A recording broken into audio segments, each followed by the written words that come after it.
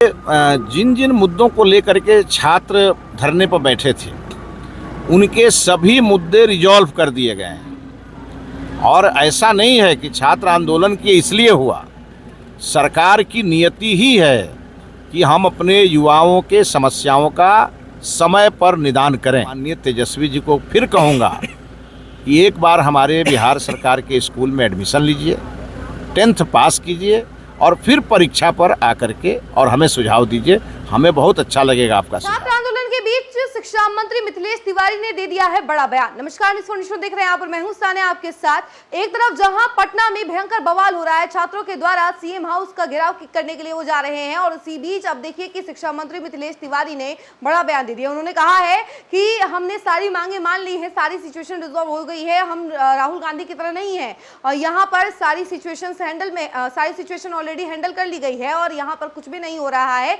यही बातें जो है मिथिलेश तिवारी कहते हुए नजर आ रहे हैं और कह रहे हैं कि हमने जितनी भी मांगे थी वो सब मान ली है। जरा सुनिए कि मिथिलेश तिवारी क्या कुछ कह रहे हैं छात्र प्रोटेस्ट को लेकर। राहुल गांधी प्रोटेस्ट कर रहे हैं, बच्चों के साथ युवा संवाद कर रहे हैं, पुणे गए थे, क्या कहेंगे जिस तरीके से वो युवाओं के साथ बच्चों के साथ कर रहे हैं? देखिए, पहले तो राहुल जी को ये समझना होगा कि अब वो युवा नहीं रहे और उनके पार्टी में भी बहुत सारे युवा होंगे जिसको उन्हें आगे लाना चाहिए यदि वो युवाओं से संवाद कराना चाहते हैं।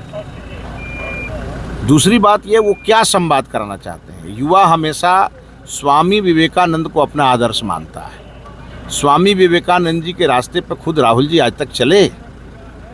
ये जो इस बार जो जंतर मंतर पर उन लोगों ने युवाओं को गुमराह किया, दिग्भ्रमित करके और एक बड़ा आंदोलन खड़ा किया, उन्हें लगता है कि देश के युवाओं को हम जब चाहेंगे तब गुमराह कर लेंगे और इसके कारण वो युवाओं के बीच में जा रहे हैं।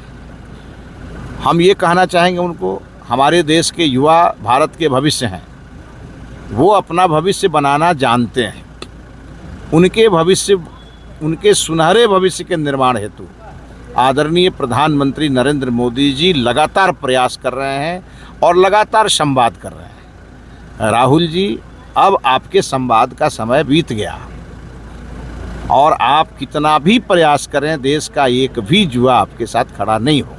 सर, आज बच्चों का प्रोटेस्ट था, पटना में होने वाला था, लेकिन तेजस्वी यादव भी शामिल होने वाले थे, समर्थन किया उन्होंने, लेकिन उस तरह का सर प्रोटेस्ट में भीड़ देखने को नहीं मिल रहा है। सर देखिए, जिन जिन मुद्दों को लेकर के छात्र धरने पर बैठे थे उनके सभी मुद्दे रिजॉल्व कर दिए गए हैं। और ऐसा नहीं है कि छात्र आंदोलन किए इसलिए हुआ, सरकार की नियति ही है कि हम अपने युवाओं के समस्याओं का समय पर निदान करें।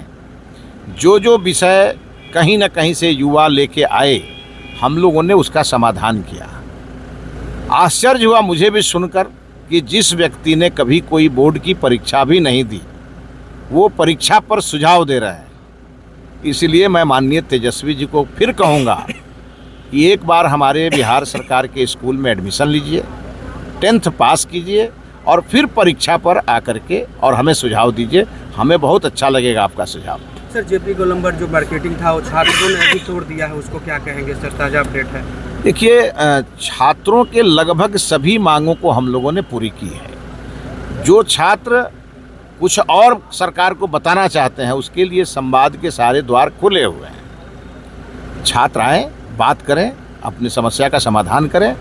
सरकार उनकी है, लेकिन तेजस्वी जी अपनी राजनीति को चमकाने के लिए अगर प्रायोजित कार्यक्रम रख रहे हैं तो ये बात बिहार की जनता भी समझती है और छात्र भी समझते हैं। इसीलिए बहुत सारे छात्रों का समर्थन उन्हें नहीं मिला और शायद वो हो सकता है इस आंदोलन से भाग खड़े हों।